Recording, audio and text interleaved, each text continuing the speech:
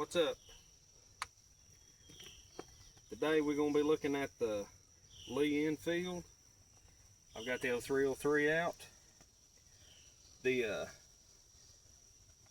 you a little bit of look at the thing. I've had this rifle for a long time. This is a number 4 Mark 1. This is a World War II era gun. This was made in 1942. This one has been sporterized, but it was done right. I found this in a pawn shop years ago. This was my first high-powered rifle, and these are a very good rifle. I'm a pretty big fan of all the old military rifles, and this one is one of my favorites because I grew up with kind of this platform, not this exact gun. The Enfields, they literally made these by the millions. This was I believe the second longest running military issued rifle, second only behind Russians' Mosin Nagant. But these are a really good rifle. They have a superbly strong action. Arguably, and again I say arguably, it's been a pretty good question and debate for many years. Arguably, these and the German Mausers are arguably the strongest boat actions of that entire era, and for good reason. This was one of the first, I don't think it was the first, but this is one of the first to use a detachable mag, which these were made to use stripper clips. You can see the cutout, and I don't have any here unfortunately, but these were made to use stripper clips. And safeties here, little flip notch. And these are a really good rifle. They're very accurate, and as far as 30 caliber rifles go, these actually have little to no felt recoil, I would say, to an average shooter. These things don't kick much. Little cool thing too, this is a World War II era gun. A friend of mine years ago, he's a big collector, and he gave this to me. This is a original World War II sling that actually is correct to the gun, and it was made in the 40s for the Second World War, and it's that's pretty cool because it's an original. I actually opened it. That was pretty nifty. But anyway, this is they're good rifles. They make excellent hunting tools. Again, they've been out of service for a long time, but they're very accurate, they're very reliable, very good guns. They're comfortable, they feel good, they swing good. This one has the flip up, the little aperture style sight, which I like. And some of them, you know, they have different sight configurations. They make excellent hunting tools. I mean, these are on par pretty much, I would say. I mean, it's a 30 caliber high powered rifle. I mean, they're basically in there. I think a lot of people compare the power of these to 308, but they're right in there, 308, 30-06. And looking at the round here, these fire the 303 British cartridge.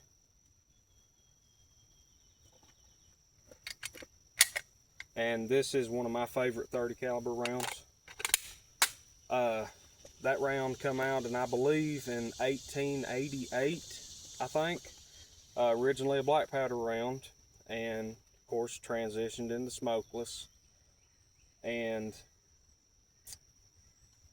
these Enfields was, again, I already said, the service rifle. They adopted these as a service rifle in 1895, which would have been Great Britain.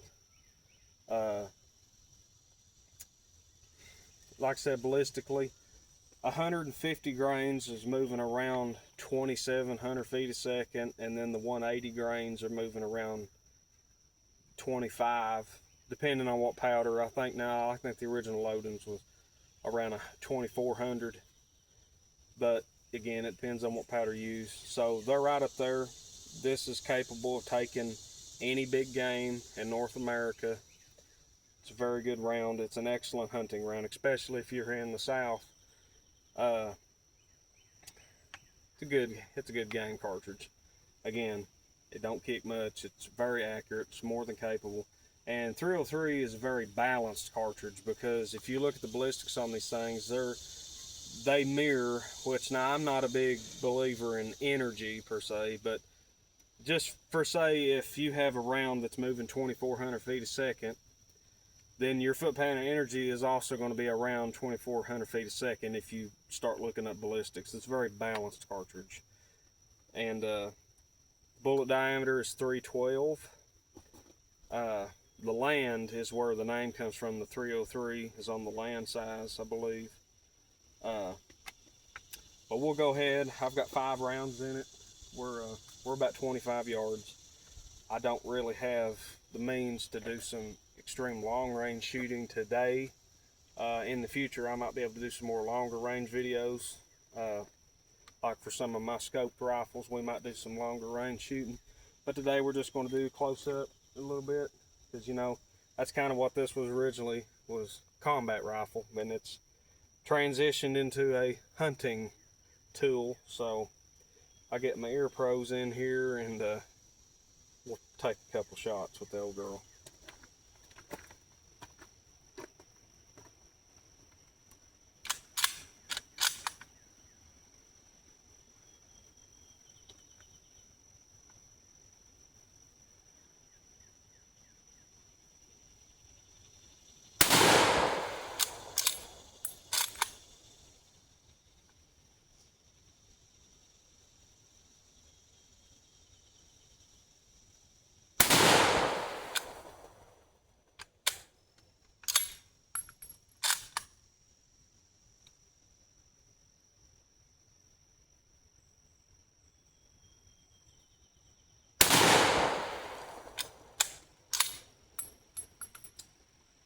Take a break just a second.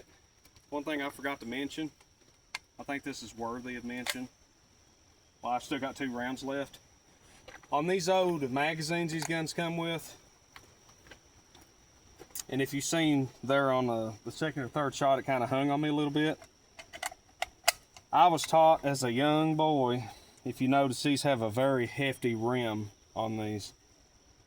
And I was taught at a very young age that you need to stack these if you want reliable feeding, because if you just shove them in there any old way, you want the rim to overlap one onto the other, over, and that helps you with reliable feeding.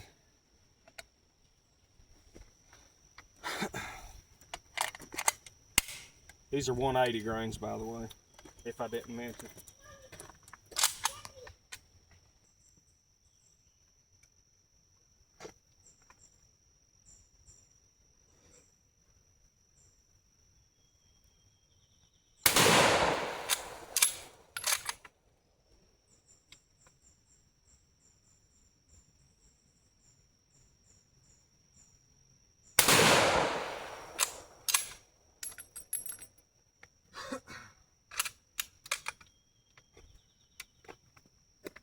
Alright, let's go check out the target. Okay, well, you might be able to tell I haven't shot this thing in like 6 years. I got 1 bullseye.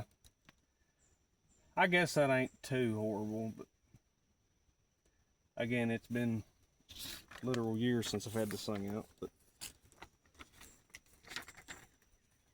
not too bad. But anyway, we'll go ahead, and I've got a couple more things I want to do while I'm off today.